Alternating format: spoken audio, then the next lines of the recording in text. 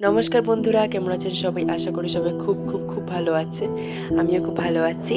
আজকে হচ্ছে কোজাগরী পূর্ণিমা। আর প্রত্যেকবারের মতোই এই বছরও আমরা লক্ষ্মী পুজো করেছি।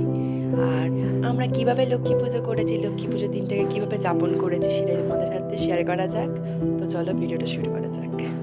আর তোমাদের থেকে আমি আগেই ক্ষমা চেয়ে নিচ্ছি, কারণ আমি সব ক্লিপ তুলে উঠতে পারিনি। কারণ আসলে বাড়িতে লক্ষ্মী পুজো হচ্ছে, বুঝতেই পারছো, আমিও কাজ করছিলাম, তাই সব ক্লিপ তুলে উঠতে পারিনি। তাই যেটুকু তুলতে পেরেছি সেটুকুই আমার সাথে শেয়ার করছি। এই যে এখানে মা খিচুড়ির জন্য ডালটাকে ভেজে নিচ্ছে। আর এই যে লক্ষ্মী পুজোর বাজার আরও আছে, সেগুলোকে তোলা হয়নি। আর এই যে এখানে ভোগের পরমান্ন তৈরি হচ্ছে। আসলে আমরা এবছর প্রথমবার ভোগ দেব। আর এখানে সুজি তৈরি হচ্ছে। আর এখানে নারকেল নাড়ু তৈরি করে নারকেলে পাক দেওয়া হচ্ছে। আর এটা তো লক্ষ্মী পুজোর একটা মূল একটা প্রসাদ, এটাকে না দিলে তো লক্ষ্মী পুজো মনে হয় না। তো এখানে এটাই করা হচ্ছে। তো আর এখানে সন্দেশ করা হচ্ছে নারকেল দিয়ে।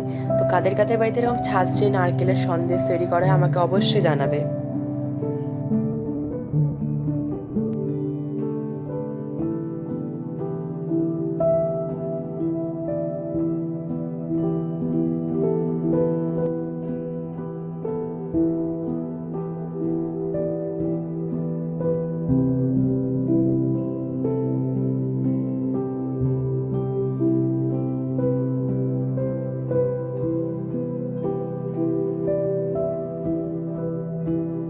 আর এই যে আমরা তিনজনে মিলে নারকেল নাড়ু আর সন্দেশ বানিয়ে নিয়েছি। আর এখানে সব ঠাকুরের প্রসাদগুলোকে রাখা হয়েছে।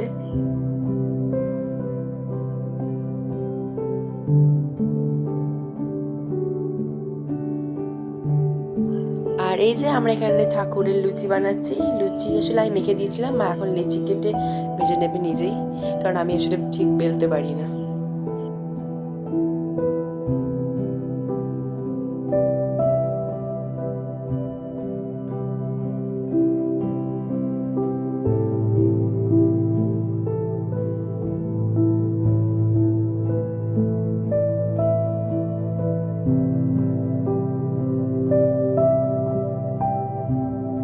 আর এখানে সব সবজি কেটে রাখা হয়েছে, কারণ খিচুড়ির সাথে একটা তরকারি করা হবে।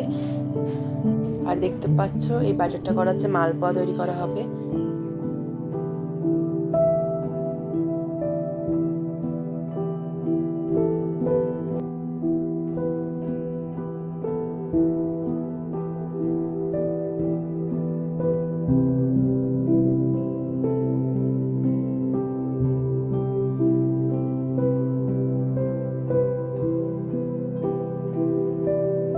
আর খিচুড়ির সাথে একটা তরকারি করা হয়, সেটা এখানে তৈরি করা হচ্ছে।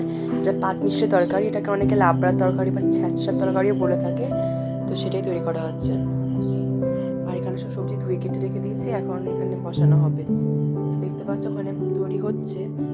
আর এই বিকালের দিকে আমি আলপনা দিচ্ছিলাম। আসলে আমি অত সুন্দর আলপনা দিতে পারি না, যতটা পারি মানে এক বছরে একবারই আলপনা দিলে যতটা সুন্দর হয় না।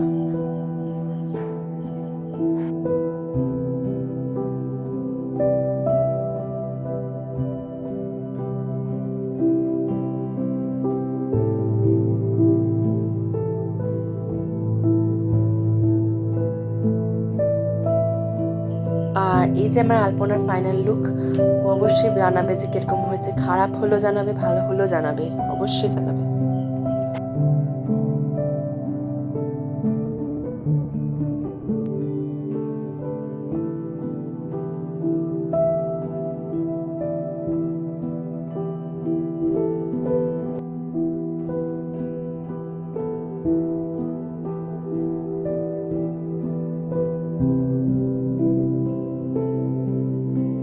এখানে আমি আর মা মিলে ঠাকুরের জন্য ফলগুলোকে কেটে নিচ্ছি।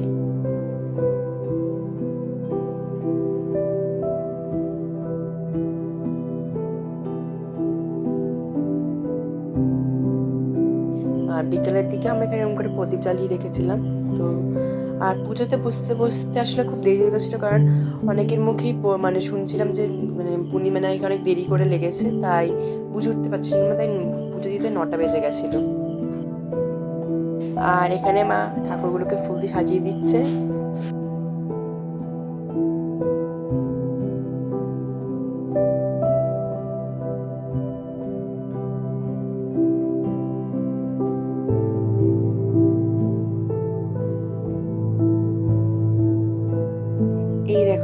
পুজোর পুরো জোগাড় যন্ত্র, মানে কি সুন্দর লাগছে না?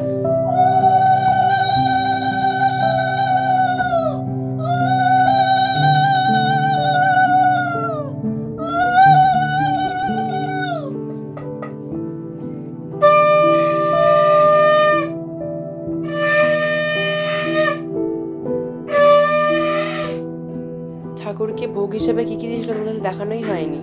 আছে পায়েস, লুচি, মালপোয়া, খিচুড়ি, লাবড়া তরকারি, সুজি, নারকেল নাড়ু, খই, সিন্নি, আর এখানে ঠাকুরকে আমি একটুখানি সন্দেশ, খই, মুরগি, ফল, কদমা, আর ওখানে আমি একটু গোপালকে চকলেটস আর বিস্কুট দিয়েছি। আর বলবে হ্যাঁ এরকম হয়েছে আমার ঠাকুরদেরকে সাজিয়েছি।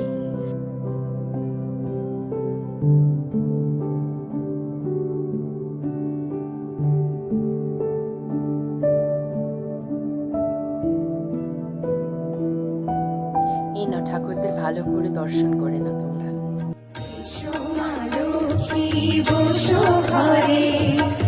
আমারে ঘরে থাকো আলো করে, এসো মা লক্ষ্মী বসো ঘরে, আমারে ঘরে থাকো আলো করে।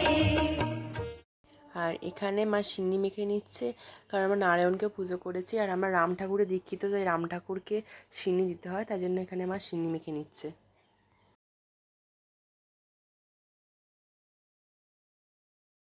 ঠাকুরের সেবা নামানো হয়ে গেছে, তো এখন আমরা এই প্রসাদ এবং ভোগ সবার মধ্যে ভাগ করে দিচ্ছি। আমাদের পাড়া প্রতিবেশী এবং বাড়ির সদস্যদের মধ্যে আমি এই প্রসাদগুলোকে ভাগ করে নিচ্ছি।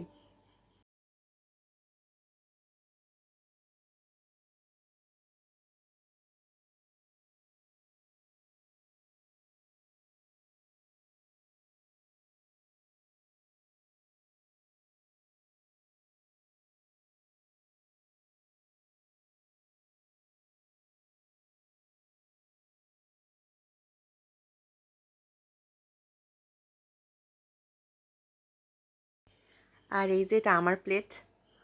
আমি কিন্তু অনেক ফল সবজি খাই না, তো আমি অল্প কিছুই নিয়েছি।